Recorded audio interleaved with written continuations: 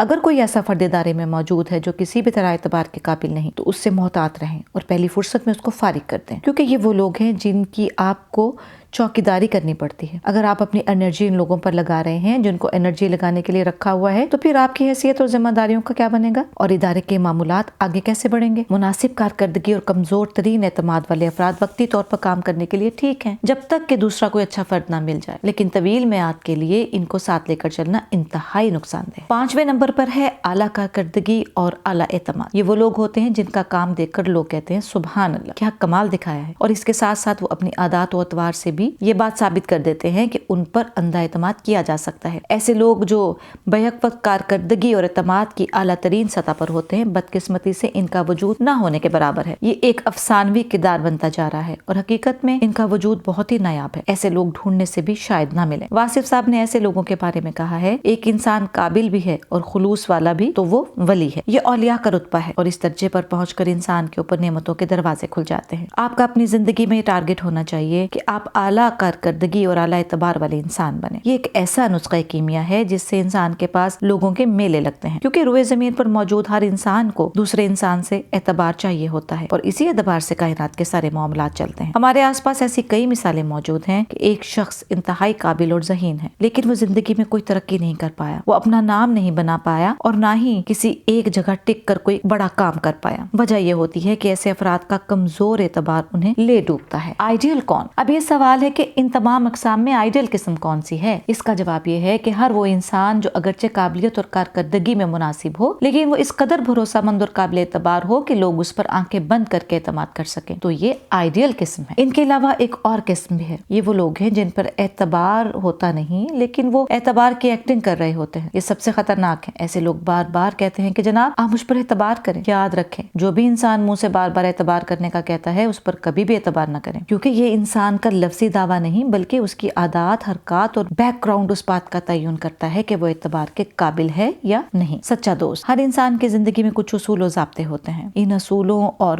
حفظ مراتب کا خیال رکھتے ہوئے وہ اس بات کا فیصلہ کرتا ہے کہ کس شخص کو کس مقام پر یا حیثیت میں رکھنا ہے، کیونکہ ہر چیز اور ہر طرح کا اعتماد ہر انسان پر نہیں کیا جا سکتا۔ کچھ چیزیں پروفیشنل ہوتی ہیں، کچھ ذاتی اور کچھ رازدارانہ۔ اب ذاتی اور پرسنل چیزیں آپ معمولی تعلق والے انسان کو نہیں بتا سکتے، البتہ اپنے مخلص دوست کو بتا سکتے ہیں، اور مخلص دوست وہ ہوتا ہے جو آپ کی خوبیوں اور خامیوں سمیت آپ کو قبول کرے اور آپ کے ساتھ کھڑا رہے، جس کے سامنے آپ اپنا ہر دکھ، غم اور مسئلہ اطمینان کے ساتھ رکھ سکیں، لیکن جو آپ کی تکلیف پر بجائے ہمدردی کے آپ کا مذاق اڑائے اور بیچ چوراہے آپ کی کمزوریوں کے اشتہار لگا دے، وہ دوست نہیں بدترین دشمن ہے۔ آپ صلی اللہ علیہ وسلم نے مومن کے بارے میں فرمایا، مومن بھولا بھالا اور بزرگی والا ہوتا ہے، لیکن اس کے ساتھ ساتھ یہ بھی فرمایا، مومن ایک سوراخ سے 2 بار نہیں ڈسا جاتا، جس سے واضح طور پر یہ بات ثابت ہوتی ہے کہ مومن کے اخلاق میں خوش اخلاقی اور خوش گفتاری ضروری ہونی چاہیے، لیکن ساتھ میں اس کی نظر بھی قابی ہونی چاہیے تاکہ وہ اپنے خیر خواہ اور بد خواہ کو پہچان لے اور کسی بھی طرح کے دھوکے سے بچ سکے۔ ایک دانا کا قول ہے، انسان اپنا اعتماد بناتے بناتے آسمان تک پہنچ جاتا ہے، لیکن اس کو گرانے کے لیے 1 لات کافی ہوتی ہے۔ دراصل انسان کی زندگی میں اعتبار اور بھروسہ ہی اس کا بہترین سرمایہ اور زندگی کا حاصل ہوتا ہے۔ بے شک کسی انسان کے پاس پیسہ اور شہرت زیادہ نہ ہو، لیکن اگر وہ اعتماد کی دولت سے مالا مال ہے تو پھر اس پر